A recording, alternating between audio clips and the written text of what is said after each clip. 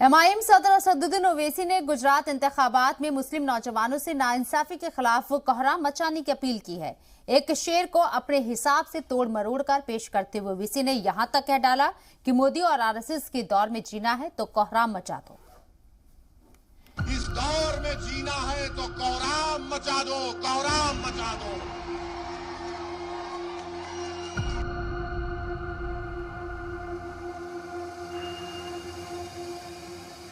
मुस्लिम voters को अपनी जानिब रागिब करने के लिए ओवैसी कोई मौका नहीं छोड़ना चाहते।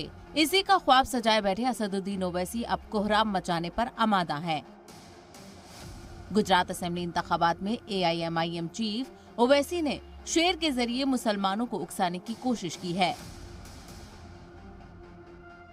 इसीलिए किसी शायर ने अच्छा कहा था, ये खामोश मिजाजी तुम्हें जीने नहीं देगी, ये खामोश मिजाजी तुम्हें जीने नहीं देगी। इस दौर में जीना है तो कोहराम मचा दो, कोहराम मचा दो। इस दौर में अगर जीना है तो कोहराम मचा दो।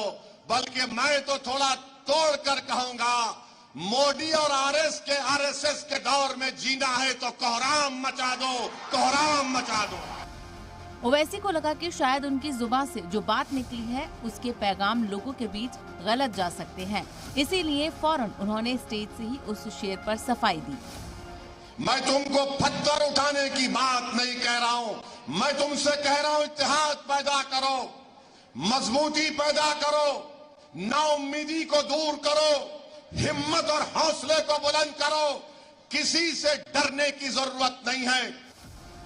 गुजरात के 33 अजला की कुल 182 असेंबली सीटों के लिए 2 मरहलों में वोटिंग होनी है। पहले मरहले में 89 सीटों पर 1 दिसंबर और बाकी बची 93 सीटों पर 5 दिसंबर को वोट डाले जाएंगे। 8 दिसंबर को इसके नतीजे आएंगे। पहले मरहले के लिए आज तशहीर का आखिरी दिन है और तमाम सियासी जमातें अपना आखिरी जोर लगा रही हैं। सूरत से रवि त्रिपाठी के साथ ब्यूरो रिपोर्ट, जी मीडिया।